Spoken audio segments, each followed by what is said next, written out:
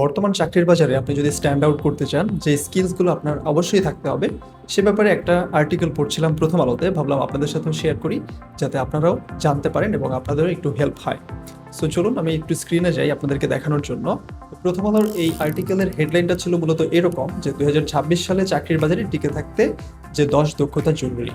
এখানে তারা আবার ওয়ার্ল্ড ইকোনমিক ফোরামের একটি তথ্য তারা অ্যাড করেছে, যেখানে বলা হচ্ছে যে বর্তমান দক্ষতার প্রায় 39% 2030 সালের মধ্যে অপ্রাসঙ্গিক হয়ে যাবে। খুবই শকিং নিউজ, রাইট?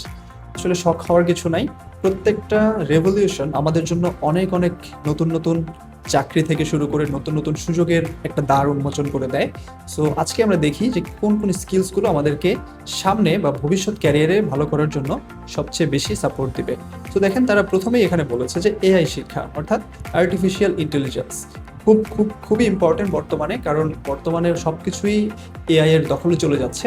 সো কেউ যদি এখন আমাকে এসে জিজ্ঞেস করে যে ভাই আমি 3টা স্কিলস শিখতে চাই, আপনি কোন স্কিলসটা আমাকে সব থেকে বেশি শিখতে বলবেন, আমি বলবো এআই শিক্ষা, অর্থাৎ artificial intelligence. So artificial intelligence বা এআই শিক্ষা মানে শুধু চ্যাটজিপিটির সাথে কিংবা ক্লডের সাথে কিংবা জেমিনাইয়ের সাথে খালি কথা বলা, কনভারসেশন করা, এটা না। এটার আরো ডিপে গিয়ে আপনাদেরকে অনেক কাজ শিখতে হবে। এটা নিয়ে অন্য কোনো একটা ভিডিওতে বিস্তারিত আলোচনা করব। চলুন 2 নম্বরে তারা কি বলেছে সেটা দেখে আসি।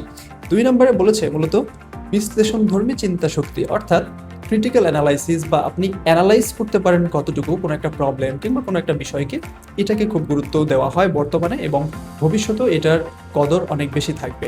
এবং 3 নম্বরে তারা যেটা বলেছে যে ডেটা ব্যবহারের ক্ষমতা, এটা খুবই ইম্পর্টেন্ট। আপনাকে ডেটা জানতেই হবে, ডেটা ব্যবহার করতে পারতেই হবে যদি আপনি ফিউচার ক্যারিয়ারে ভালো করতে চান।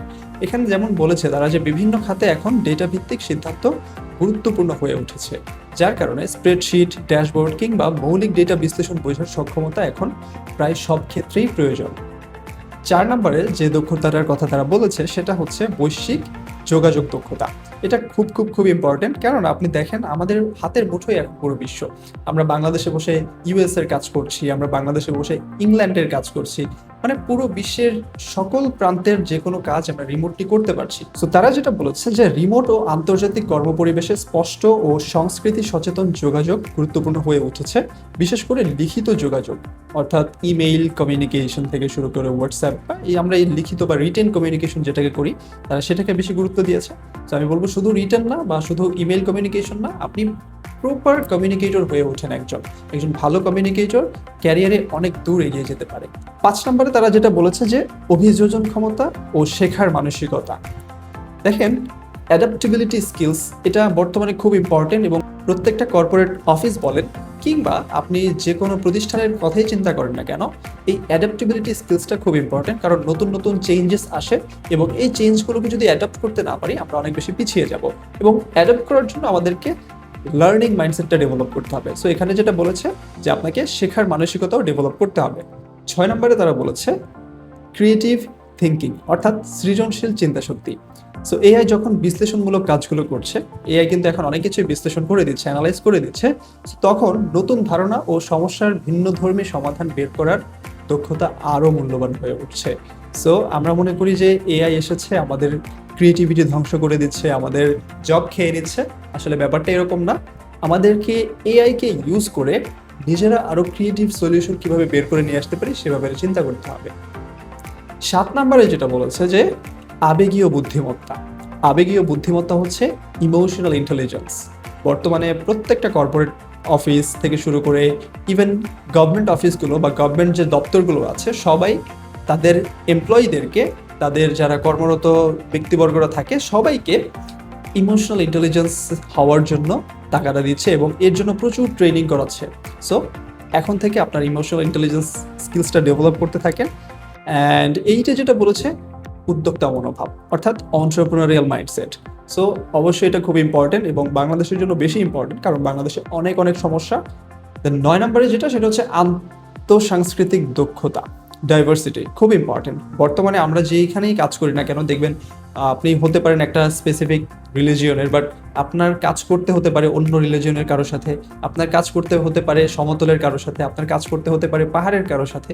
সো আপনাকে এই যে আন্তঃসাংস্কৃতিক দক্ষতাটা, অর্থাৎ ডাইভার্সিটি, এই জিনিসটাকে মেনটেন করে যে কাজ করার যে একটা দক্ষতা, এটা আপনাকে অর্জন করতে হবে।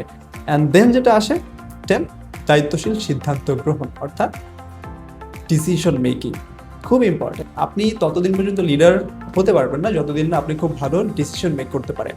একজন ভালো লিডার খুব ভালো ডিসিশন মেক করতে পারে। সো ক্রাইসিস মোমেন্টে আপনি যদি ডিসিশন মেক না করতে পারেন, আপনার ক্যারিয়ার আসলে আপনি যেই পর্যায়ে যেতে চান সেখানে আপনি যেতে পারবেন না। সো ফাইনালি ওরা একটা কথা বলেছে যেটা আমার খুব ভালো লেগেছে, যে ডিগ্রি নয়, দক্ষতাই হচ্ছে মূল। তারা যেটা বলেছে যে বিশেষজ্ঞদের মতে এখন প্রতিষ্ঠানগুলো শুধু সনদ নয়, বরং বাস্তব দক্ষতার প্রমাণ খুঁজছে। পোর্টফোলিও, প্রকল্পভিত্তিক কাজ এবং সাক্ষাৎকারে অর্থাৎ ইন্টারভিউতে বাস্তব অভিজ্ঞতা প্রদর্শনের উপর গুরুত্ব বাড়ছে। যদিও বাংলাদেশে এই জিনিসটা এখনও ওইভাবে ফলো করা শুরু হয়নি, বাট খুব শীঘ্রই হবে আশা করি। কারণ বর্তমানে আপনার শুধুমাত্র ডিগ্রির চেয়ে স্কিলসটাকে অনেক বেশি গুরুত্ব দিয়ে দেখা হয় ইন্টারন্যাশনাল মার্কেটে। সো কেমন লাগলো আজকের ভিডিও? যদি ভালো লেগে থাকে অবশ্যই একটা লাইক কিংবা ফলো করে যাবেন। অ্যান্ড নেক্সট ভিডিও কোন বিষয়ে দেখতে চান অবশ্যই কমেন্ট করে জানাবেন। থ্যাংক ইউ সবাইকে। আসসালামু আলাইকুম, ভালো থাকবেন।